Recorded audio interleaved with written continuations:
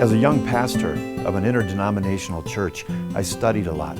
And I started studying the early church fathers. As I started to study those church fathers, I started to realize that there was a whole world that I was unfamiliar with. And there were common denominators in the early church.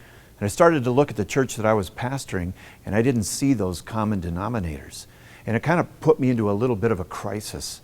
And I started to study more. And the more I studied, that crisis turned to really becoming inspired as I realized that the church was bigger and fuller than I had ever conceived.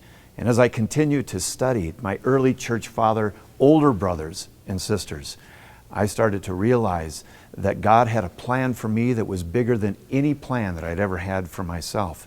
And before you know it, it turned to the Catholic Church. And when I made that decision to become Catholic, everything began to fit. It was like a puzzle with the four sides that I put together, with the papacy and the Blessed Mother and tradition and the Eucharist.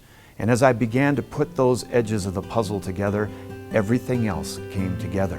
And I suddenly realized I was in a story bigger than anything I had ever imagined before.